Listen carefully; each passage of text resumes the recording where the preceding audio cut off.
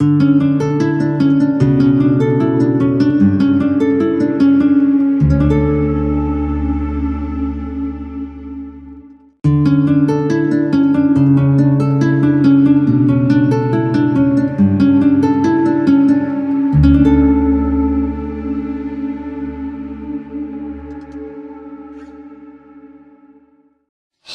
Praise the Lord. मेरे प्यारे बहनों और भाइयों, खुदावंद यीशु मसीह के जिंदा पाक और जलाली नाम में पास्टर शहजाद इलियास आप सबकी खिदमत में सलाम अर्ज करता है। मेरा ईमान है कि आप अपनी जिंदगी में खुदा के कलाम की रहनुमाई में आगे बढ़ रहे हैं और रोज बरोज खुदावंद की पहचान में तरक्की भी कर रहे हैं। याद रखें, दुनिया में हमेशा वही लोग आसूदा हाल नजर आते हैं जो खुदा की मर्जी के मुताबिक जिंदगी बसर कर रहे हैं। और खुदा की मर्जी को जानने के लिए जरूरी है कि हम खुदा के पाक कलाम से अपना रिश्ता मजबूत से मजबूत तर बनाते जाएं। खुदा का कलाम ही हम पर खुदा की मर्जी और मंशा को जाहिर करता है। आज हमारे पास मौका है कि हम सब मिलकर खुदा के कलाम में से अपनी जिंदगी की रहनुमाई के लिए कोई नई बात सीखें। आज के पैगाम के मतन को हासिल करने के लिए हम बाइबल मुकद्दस में से 2 हवाला जात तिलावत करेंगे। एक आयत पुराने अहदनामे से, जबकि दूसरी आयत नए अहदनामे से है। आइए हम इस्तिस्ना की किताब के 18वें बाब में चलें और इसकी 15वीं आयत की तिलावत करें। खुदा के जिंदा पाक कलाम में यूं लिखा है, खुदावंद तेरा खुदा तेरे ही दरमियान से, यानी तेरे ही भाइयों में से मेरी मानिंद एक नबी बर्पा करेगा, तुम उसकी सुनना। दूसरा हवाला नए अहदनामे से है। मेरे साथ निकालिए मत्ती की अंजील, उसका 17 बाब और उसकी 5वीं आयत।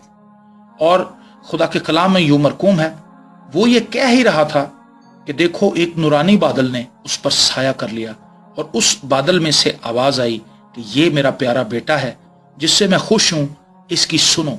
इन दोनों हवाला जात के जरिए हम ये बात बाआसानी सीख सकते हैं कि खुदा चाहता है कि हम उसके बेटे मसीह की सुने, क्योंकि बेटा बाप की मर्जी के बगैर कुछ नहीं कहता।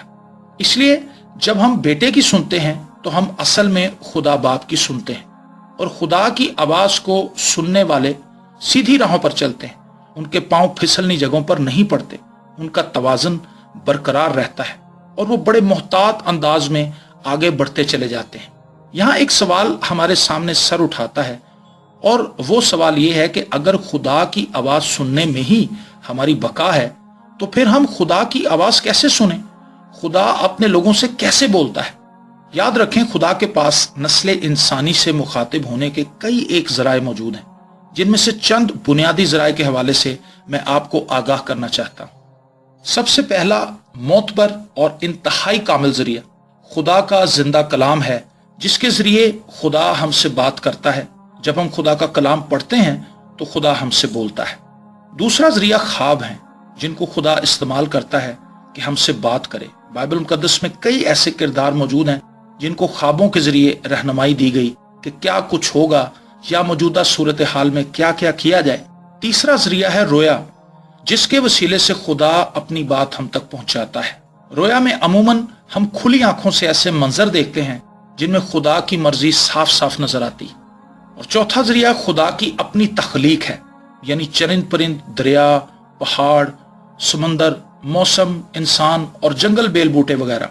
खुदा इन सब के जरिए हमसे बात करता है और बड़ी गहरी और भेद की बातें हम खुदा की बुनाई हुई चीजों से सीख सकते हैं। पांचवा जरिया हमारे हालात हैं, जो हमें खुदा की मर्जी जानने में मदद देते हैं। खुदा हमारे हालात के जरिए हमसे बात करता है कि वो हमसे क्या चाहता है। छठा जरिया है बराह रास्त खुदा की आवाज को सुनना। बाइबल मुकद्दस में लातादाद लोग हैं जिनसे खुदा ने बात की और उन पर अपनी मर्जी को जाहिर किया। सातवां जरिया अजीबो गरीब निशानात और मौजज़ात हैं, जिनके जरिए खुदा कलाम करता है। मेरे प्यारे बहनों और भाइयों, ये हैरान कुन बात है कि खुदा हमसे मुसलसल राब्ते में रहता है और हमें राह रास्त पर लाने के लिए हर जरिए को बगैर रुके इस्तेमाल करता रहता है, लेकिन हम खुदा की आवाज को सुनने के लिए तैयार ही नहीं होते।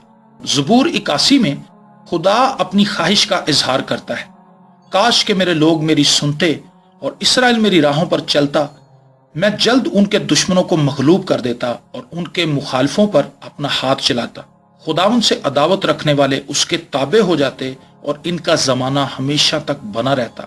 वो इनको अच्छे से अच्छा गेहूं खिलाता और मैं तुझे चट्टान में के शहद से खिलाता।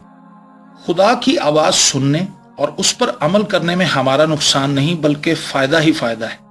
मैं चाहता हूं कि हम उस रद्द अमल पर भी गौर करें जो खुदा के कलाम यानी उसकी आवाज को सुनने के बाद आम तौर पर लोगों में पाया जाता है। कुछ लोग खुदा के कलाम को यानी खुदा की आवाज को सुनते हैं और नजरअंदाज कर देते हैं। बाज लोग खुदा की आवाज को सुनते जरूर हैं, लेकिन वो अमल करने की बजाय खुदा से बहसो तकरार में लगे रहते हैं कि ये कैसे होगा, वो कैसे होगा। और इसकी एक बड़ी मिसाल बनी इसराइल की कौम है, जिसकी तारीख हमें पुराने अहदनामे में मिलती है। वो लोग खुदा से यही कहते रहे कि हमें खाना कौन देगा, हमें इस बियाबान में पानी कौन देगा, इतनी बड़ी बड़ी कौमों को हम कैसे जेर करेंगे, खुदा हमें मिस्र से निकालकर इस बियाबान में क्यों ले आया। बिल्कुल ऐसा ही रवैया हमें आज कलीसियाओं में भी नजर आता है। हम अपनी जिंदगी के बेशुमार मामलात में खुदा से बहसो तकरार की हालत में हैं।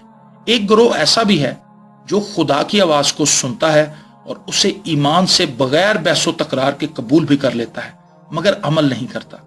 ऐसे लोग जिनका हम जिक्र कर रहे हैं खुदा से बरकत को कभी हासिल नहीं कर पाते।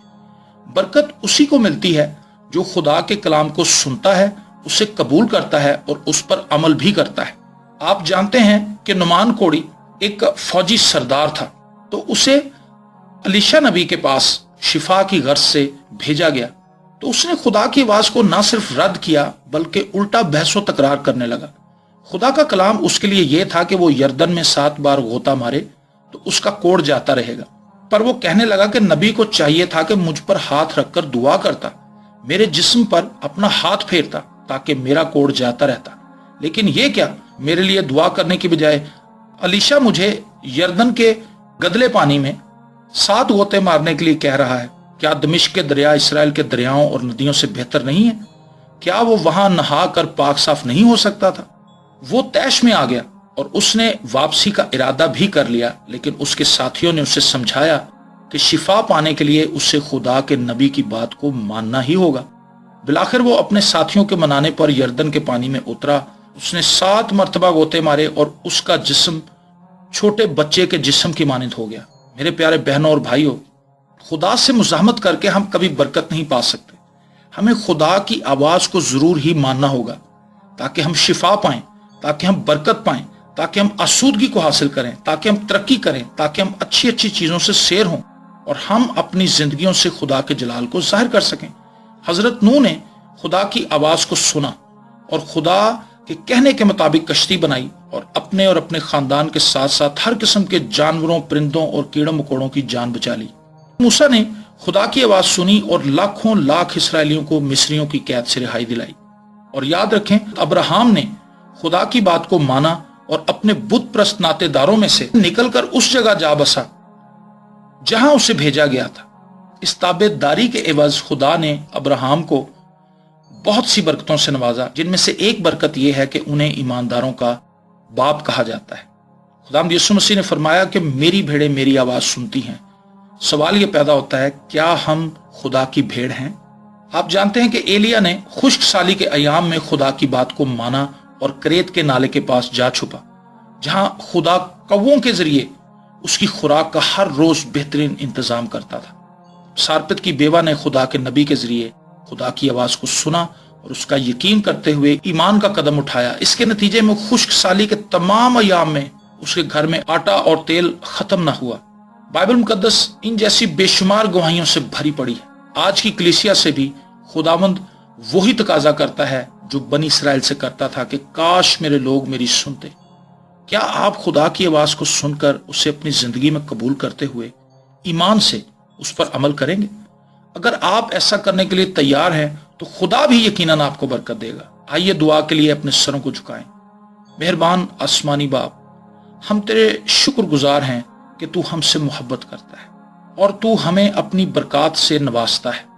हम सबको ये तौफीक अता फरमा कि फकत तेरी आवाज सुने और तेरे फरमान के मुताबिक जिंदगी बसर करें, ताकि रोज बरोज अपने ईमान में जोरावर होते जाएं और बहुत से लोगों को इंजील की बिशारत देने वाले बन जाएं।